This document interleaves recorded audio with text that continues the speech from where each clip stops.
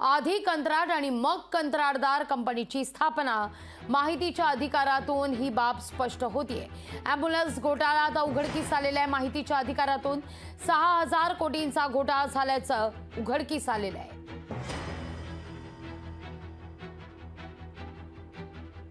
13 मार्चला तो प्रस्ताव मंजूर झाल्याचं त्या वर्क ऑर्डरमध्ये म्हटलं होतं, परंतु नंतर मी माहिती अधिकारात माहिती घेतली तर असा कोणताही ठराव मंजूर झाला नसल्याचं आढळून आलं। म्हणजे ही निविदा काढण्यासाठी मंत्रिमंडळाचा ठराव झाला असल्याचं खोटंच भासवण्यात आलं, हे आता सिद्ध झालेलं आहे। त्यातच 15 मार्चला ज्या कंपनीची वर्क ऑर्डर काढली त्या कंपनीची स्थापना 12 एप्रिल 2024 रोजी झाल्याचं पुढं आलेलं आहे। शासनाच्या वेबसाईटवरून ही माहिती काढली असता ज्या 3 कंपन्यांनी हे काम घेतल्याचं भासवलेलं आहे। खरं तर असं करता येत नाही, परंतु हा एक मोठा घोटाळा आहे। आम्ही योग्य त्या ठिकाणी दाद मागूच, परंतु महाराष्ट्रातल्या नागरिकांनी आपलं मंत्रालय कशा पद्धतीने चाललंय याकडे थोडंफार लक्ष दिलं पाहिजे। महत्वाची बातमी, अॅम्ब्युलन्स घोटाळा प्रकरणामध्ये धक्कादायक माहिती आता समोर आलेली आहे। निविदा मंजूर झाल्यानंतर कंपनीची स्थापना करण्यात आलेली आहे। वर्क ऑर्डर निघाल्यानंतर ही कंपनी स्थापित करण्यात आल्याचं आता माहितीच्या अधिकारातून समोर येत आहे। 15 मार्च 2024ला कामाची वर्क ऑर्डर निघाली आणि त्यानंतर म्हणजेच 15 एप्रिल 2024ला कंपनीची स्थापना झाल्याचं माहितीच्या अधिकारात स्पष्ट झालेलं आहे। Sumit SSG BVG Maharashtra EMS private limited असं या कंपनीचं नाव आहे। अॅम्ब्युलन्स टेंडरमध्ये 6000 कोटीहून अधिक भ्रष्टाचार झाल्याचा आरोप यात करण्यात येतोय। रोहित पवार यांनी पत्रकार परिषद घेऊन या सगळ्या संदर्भात आरोप केलेला होता। त्यानंतर माहितीच्या अधिकारात आता ही बाब स्पष्ट होताना दिसते। अॅम्ब्युलन्स घोटाळा प्रकरणामध्ये धक्कादायक खुलासा, या सगळ्याविषयी प्रतिक्रिया देण्याकरता आपल्यासोबत सुषमा अंधारे जोडल्या गेलेल्या आहेत। ताई, काय पहिली प्रतिक्रिया या सगळ्या मुद्द्यावर? अॅम्ब्युलन्स घोटाळ्याच्या संबंधाने आम्ही वारंवार आमची भूमिका मांडत होतो आणि त्याही वेळेला सन्माननीय संजय राऊत साहेब असतील, आमचे नेते सन्माननीय आदित्यजी असतील यांनी अॅम्ब्युलन्स घोटाळ्याच्या संबंधाने वारंवार कागदपत्रे समोर ठेवत या भूमिका मांडल्या होत्या। मात्र हे जे खोके सरकार आहे यांना इतरांना दाबदडप करणे आणि आवाज बंद करणे आणि आम्ही तुमच्यावर अब्रू नुकसानीचा दावा टाकतो याच्या पलीकडे दुसरं काही पालपूत सुचत नव्हतं।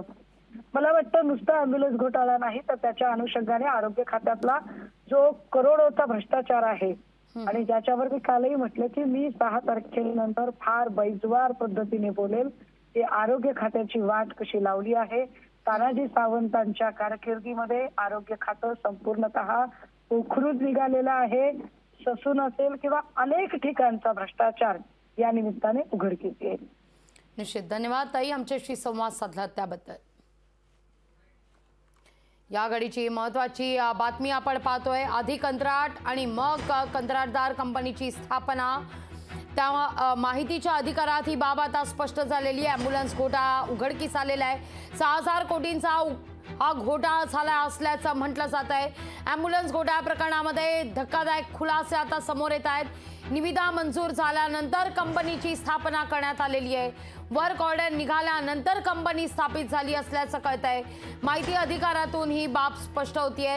या संदर्भात वारंवार मवियाच्या वतीनं सवाल उपस्थित करण्यात आलेले होते। रोहित पवार यांनी देखील पत्रकार परिषद घेतलेली होती। या सगळ्याविषयी बोलण्याकरता रवींद्र धंगेकर आपल्यासोबत जोडले गेलेले आहेत।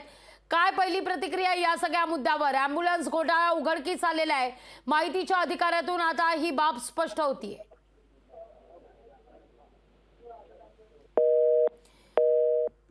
15 मार्च 2024ला कामाची वर्क ऑर्डर निघालेली होती। रवींद्र धंगेकर यांच्याशी आपला संपर्क तुटलेला आहे, पुन्हा एकदा संपर्क साधण्याचा आपण प्रयत्न करूया। तर 15 मार्च 2024ला ही ऑर्डर निघालेली होती। या सगळ्या विषयी अधिक जाणून घेण्याकरता आपण माहिती घेऊया आपले प्रतिनिधी चंद्रशेखर भांगे यांच्याकडून। काय अधिक माहिती या सगळ्या संदर्भात? नक्कीच, खरं तर आपण बघू शकतो की ससूनमधला ज्या पद्धतीने ब्लड सॅम्पलचा हा एक प्रकार चर्चेत असताना अजून एक आरोग्य विभागाचा जो प्रकार आहे तो एक चुकीचा प्रकार समोर आलेला आहे. निविदा मंजूर झाल्यानंतर